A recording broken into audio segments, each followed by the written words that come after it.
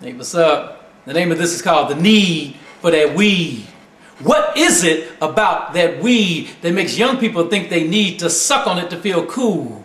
Then watch it make them look like a fool. That joint, that doobie, that reefer, that thief, that bandit, that leecher that saps the life out of their day. Weed is the cruel teacher that instructs them to melt down, be mellow, and chill out. That blunt, for real, no doubt. Police stopping them or knocking at the door, yet they just gotta hit that bud some more. Children watching parents get busted, their world poisoned by the one they trusted, drawn to that swish of sweet smell in the air, deluded to think that the law is unfair, thinking that they're being targeted because they are poor, Latino, or black, downplaying their own stupid, ignorant act of dragging on that herb that pulls them down, then having to hear the annoying, relentless sound of parents who scold, lecture, and preach, who feel like failures by their inability to reach through the influence of friends who have the power to sway and pull their child even further and further away from their dreams and their goals to succeed, persuading them to risk it all to put their lips on that weed. Nothing positive ever happens after a hit. It only slows down your ability to get a grip on the virtue of hard work.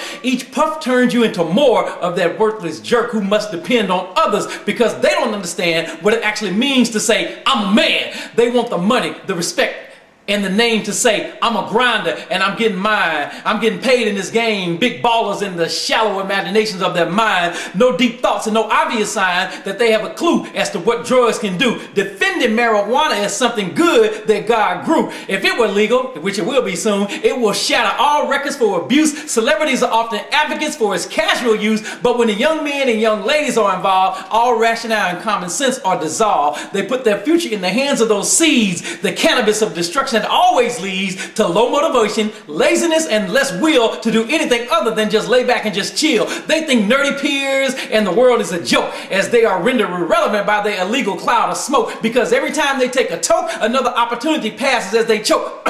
But not from the contact or because of the buzz. It's the lingering stigma and what it does to their reputation and how others perceive their sense of responsibility because they don't believe that they should put their business, their home, or their car in the company of a lawbreaker for what they've seen so far as a young person who is unwilling to change and grow up and stop acting so strange like people in society owe them a favor to be their best buddy during their illegal behavior. The police exist to serve and protect, but it is unrealistic to live your life and expect that they will feel sympathetic to breakers of the law. Unfortunately, some just want to break your jaw and remove drug offenders from the streets where kids live or exterminate them entirely before they can even learn to give instead of thinking the world revolves around them. Just firing one up because they can on a whim, leasing apartments so they can have a place to get blazed, late with the rent, yet still surprised and amazed that people don't trust them and won't give them a chance, looking like buffoons in their sagging pants, clean shoes without a scratch or a mark, but can't conjugate a verb at night in the dark,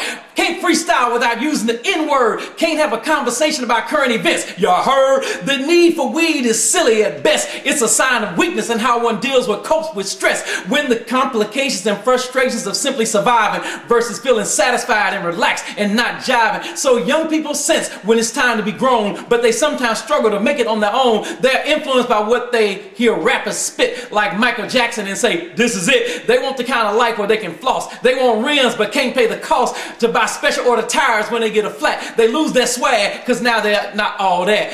Their self-esteem is tied to wood grain and not the knowledge that they have stored in their brain. You see, they think wisdom will come with old age. Some act like they still have forgotten how to turn a page in a book or a magazine without ads featuring big booties, mart liquor, and the latest fads. Weed makes them wake up with the munchies in a fog, listening to marijuana celebrated by Snoop Dogg. They elevate themselves to his celebrity status, but he has a team of lawyers who call him Mr. Brightest. They see Jay-Z, who sold drugs but still made it. He made music and radio stations played it. So young people invest in recording equipment and demonstrate a work ethic and sudden commitment, but they feel their flow won't be tight if they don't get their buzz on. They don't write. They freestyle off the top of their head, but they be bopping rhymes from Eminem and Zero just said, ones they talked about. They like tattoos, the metaphors, and the similes of Ludacris, Lil Wayne, and Young Jeezy. Degrading women just flows off the dome. Young ladies ride or die by keeping drugs in their home. Weed wraps itself around their dreams, suffocating their sense of priorities, or so it seems.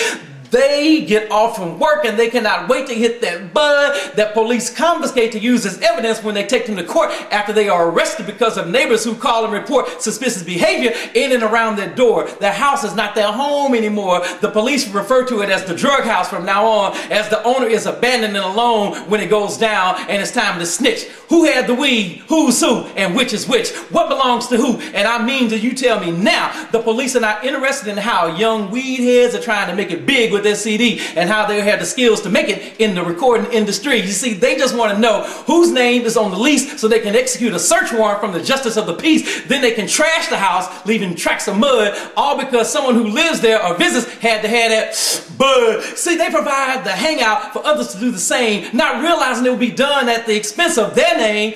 That's all we have. We can either build on it or destroy it. They watch MTV Cribs and all those old shows and they want to enjoy it. They want the money, the cars, and the fame. They get with their posse and think, man, we running this game. Only when things go bad do they pause to listen, because not one of them has a pot they can piss in. Their mommies and daddies must show up on the scene and dig in their pockets to shell out their green. You see, bailing out the big ballers who like to floss, sounding like imbeciles talking about, I'm a boss, sucking on that weed when their boys roll around, rolling it up by the ounce or by the pound, ignoring the consequences when it's time to come down from that high and that nagging sound that bills are due and life has its demands. They bury their heads in the soothing sands of forgetting about their troubles because their brain is blazed and the top goers getting the new J's. Weed sucks the integrity from their souls as they inhale the toxic nothingness that adds to their woes. Adjudication becomes more like a routine. Prosecutors in court seem so cruel and so mean. Dope heads view themselves as young adults trying to find their way. Potential employees tell them, have a nice day.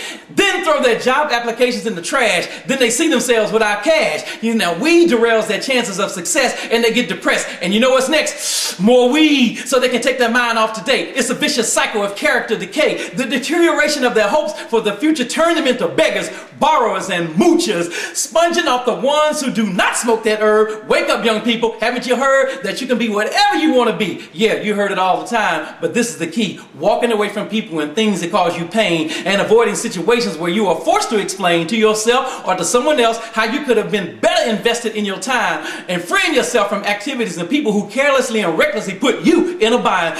You were put on this earth to soar. So like Music Soul Child saying, that's what we're fighting for. The next time a young person is in sight, we must remind them to do what is right, as in what is legal and what leads to success. Accomplishments that can contribute to a good night's rest. Things that make them smile for real. And constructive involvements that make others feel comfortable in their presence. Maybe taking them under their wing. Tell them just to leave the weed alone. Do the right thing. Live your life without excuse or apology to make employees want to hire you. Holla, G.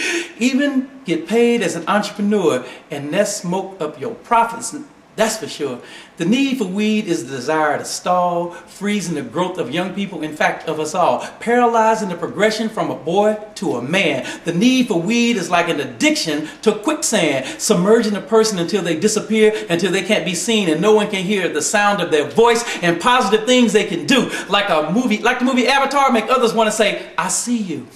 Weed makes you invisible and make others fear that you will squander opportunities when they come near. People can't see through the smoke and mirrors. Be sober when you say, I'm here. The need for weed is not a need at all. It's a luxury of laziness that slows you down to a crawl. We need to water the seeds of greatness buried within our DNA. Our breathing should not be blunted with the ganja. Open your eyes so you can see clearly and make the most of each day. The need for that weed. EC. Peace.